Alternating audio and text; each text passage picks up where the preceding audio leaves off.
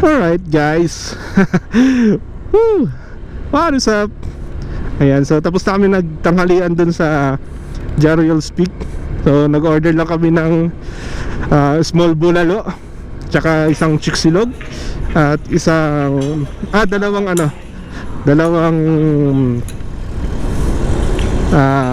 tapsilog, ayan, tsaka soft drinks. So serve na. Then pauwi na kami, pero may dadaanan lang kami na coffee shop pagka merong kaming madaanan dito ngayon. So dadaan lang kami doon at magkakape lang kami. Ayun, gusto magkape ni Otol Dan, kaya magkakape muna tayo guys.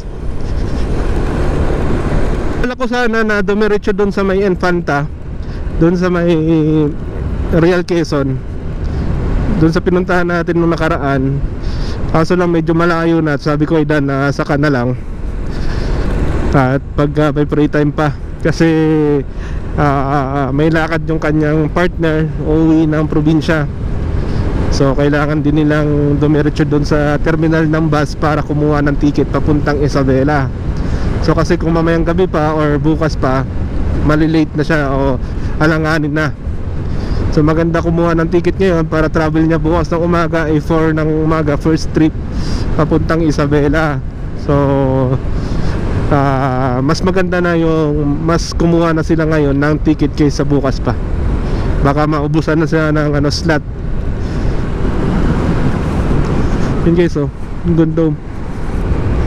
Sobrang ganda talaga. Bundok dito, bundok din yan sa kabila, kaso lang hindi makita kasi matataas yung puno. May mga bundok din dito. Ayun lang, pag may nadaanan kaming coffee shop, yung mga nagtitent sa gilid dito sa may Marilake, so kakape muna kami saglit. So order ako ng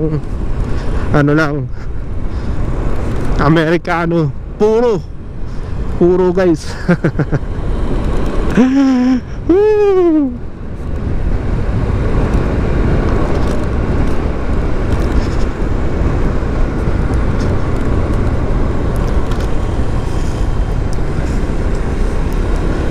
So nakausap ko si Dan regarding sa kanyang channel, medyo nire-restrict kasi siya ni Bossing M, kaya nawawalan siya ng gana. So sabi ko naman sa kanya tuloy niya lang, kaya ayun, nagla-live na lang daw siya. Pati yung kanyang page medyo napabayaan niya na, kaya hindi pa talaga siya ready na mag-vlog talaga. So pa spot lang siya. So at least kahit pa paano, sabi ko upload ka lang ng upload, vlog lang ng vlog, kahit walang manood. Malay mo naman magulat ka na lang isang araw magkaroon ng 1 million views yung video mo. Joke. 1 million 1 million sa isang araw. Boom, panis. Dinaig mo pa yung sikat.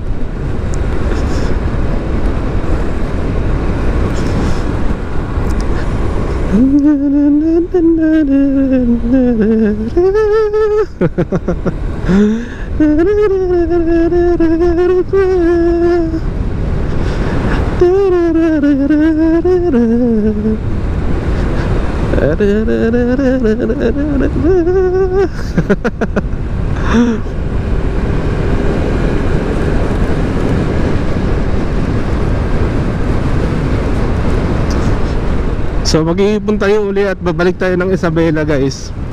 Ayan, nag-propose na ako ng proposal kay Dan. Sabi ko sa kanya, baka sakali lang naman, hindi naman biglaan. Oo, baka sakali lang.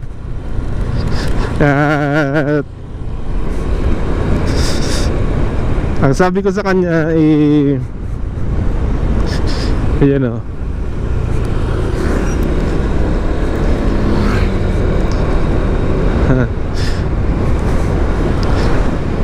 sabi ko sa kanya ay baka sasali ako ng Philippine Loop. Pero wala namang masama mangarap, di ba? So So sabi ko magpapamember ako, tapos siya na lang yung gawin kong sponsor para sa aking gasolina, gas consumption. Ayun, hindi naman siya nagdalawang isip na magsabi ng akong bahala. So titingnan natin. Gas lang yun guys, pero ang enjoyment, ang maibibigay noon sa atin ay malaking bagay. At malaking bagay yun, ang gas na yun na ibibigay ni Didi, ni Danilo Dilag. Siya yung mag-i-sponsor sa ating gagawing Philippine Loop pagkasakali.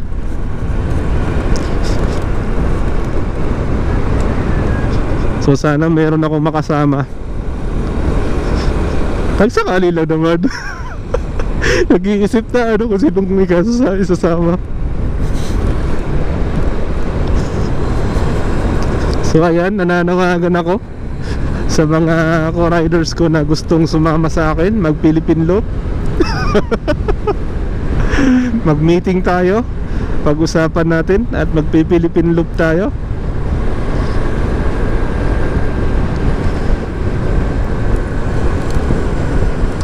Siyempre, dadalhin natin yung ating panalangin at yung ating konting baon. Kailangan natin magbaon ng konting budget para sa ating pangkain at sa kung ano mang mga gastusin sa ating accommodation. Ayan, kung saan tayo abutin ng dilim. So maghahanda ako guys, at nangako naman si Dan na hindi nangako, maghahanda ako guys, bibili ako ng mga pang gear ko. At nagsabi naman na sa akin si Dan na siya bibigay siya ng tulong sa akin para sa gagawin ko kung sakali lang. Tok tok, wow, tok tok yun kayang kaya dito So nahihilig na rin ako manood ng mga vlog ng mga gumagamit ng tok-tok guys, kasi nanantayo ni Sir Jan Pax ng kanyang mga vlogs na magkasama sila ng kanyang alaga at ng kanyang misis, kanyang commander, na nag-vlog siya, ay gamit niya ay ang tok-tok.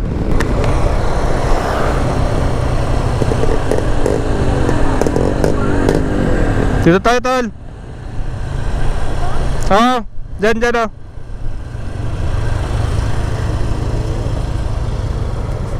ay sarado.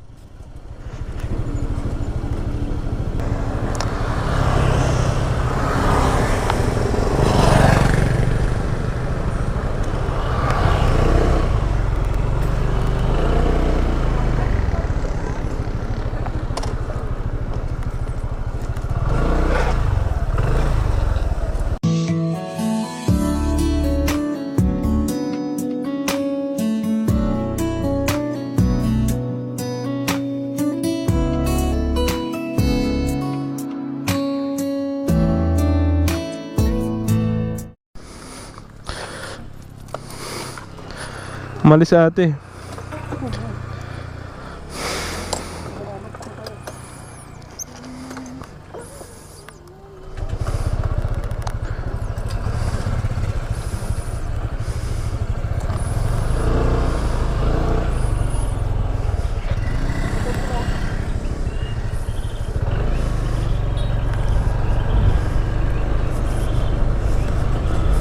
Guys, ganda ng mga kabundukan.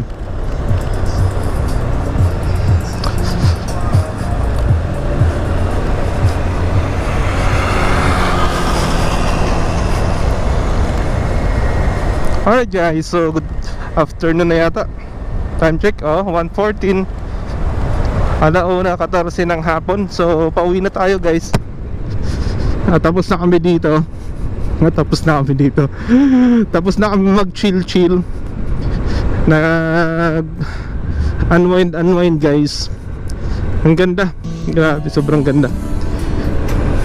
Di ba guys, hindi na natapos yung aking kakasabi ng ganda. ng sobrang ganda. Puro ganda na lang yung aking nasasabi.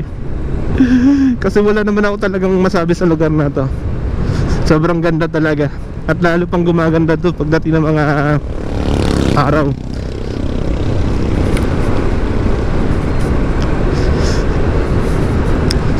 Ayan. So tapos na rin kami nag-coffee. At diretso na tayo uwi. At may nag-aantay sa atin na mga labahin. Maglalaba tayo. Wala na tayo masuot eh. Kabayo. Doon, ang ganda ng kabayong yun.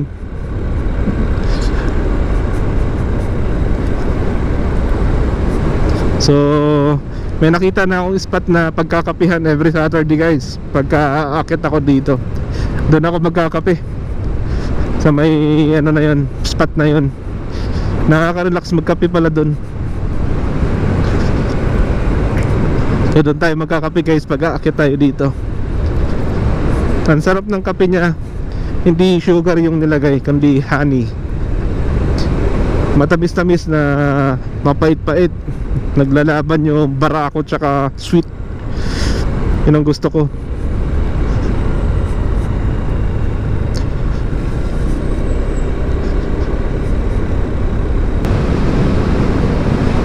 So ayun guys, medyo nauubusan na akong ikikwento sa inyo dahil ayan, wala na akong masabi kundi puro maganda na lang.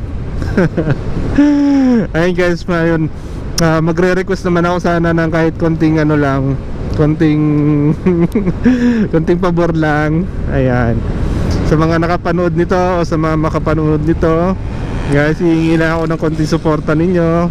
Baka maaari i-like, i-share nyo or mag-follow kayo sa aking channel para nasa ganun ay madagdagan yung aking mga followers. Ayan, para lumago naman yung aking channel. Ay kiusap ako.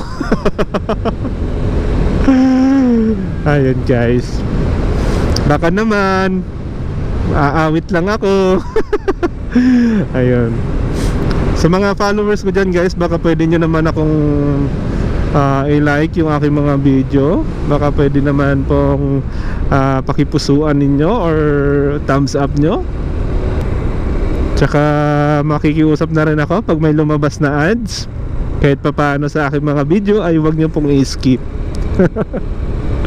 Panoorin nyo po muna saglit at nang sa ganun ay magkaroon po ng revenue yung ating mga content. Ayun, maraming salamat guys, and God bless you all. Sigad na po ang bahala sa inyong magbalik. Sa ngayon wala pa akong maibabalik dahil wala pa talaga.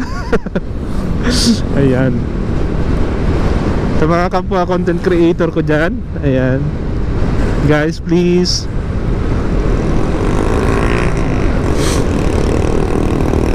baka naman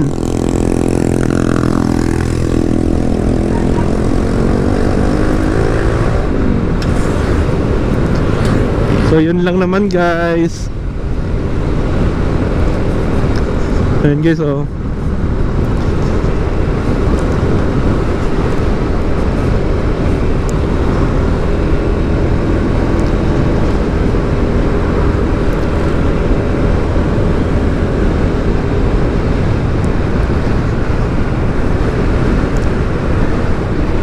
Next Saturday guys, try natin mag-Kebyang Tunnel. Doon naman tayo magra-rides guys.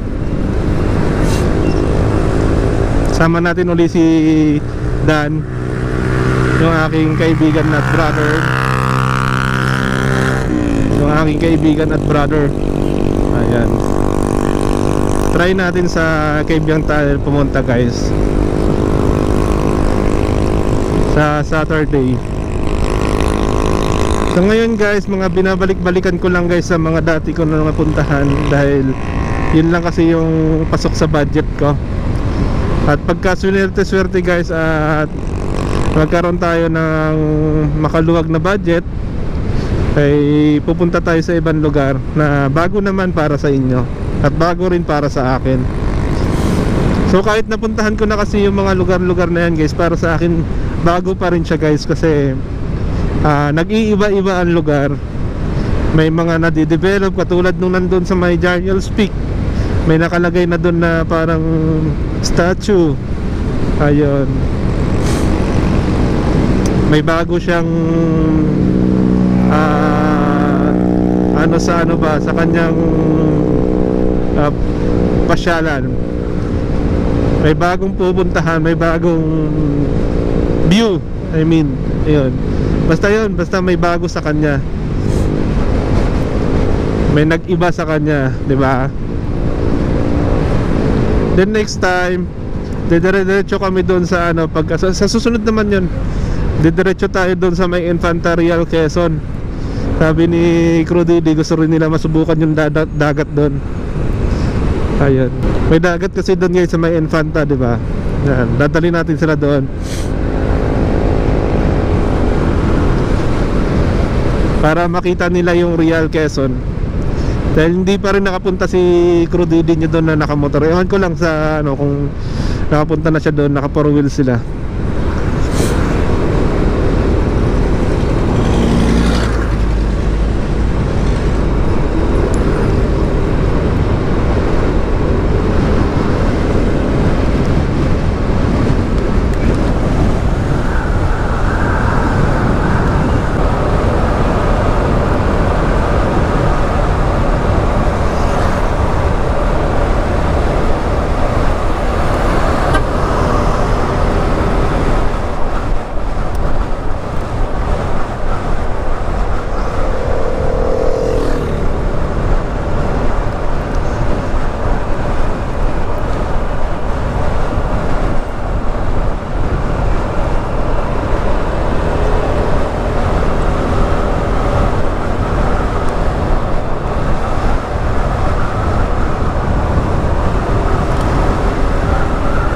Umulan na dito guys, so may bakas na ng basa yung kalsada.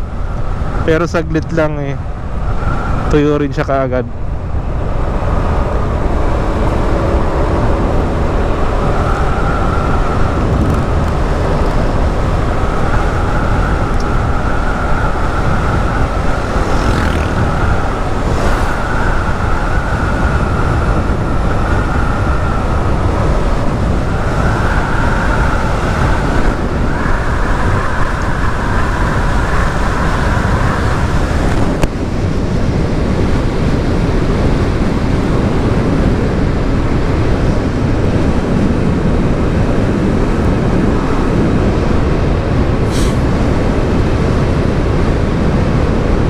Uy, may banderitas.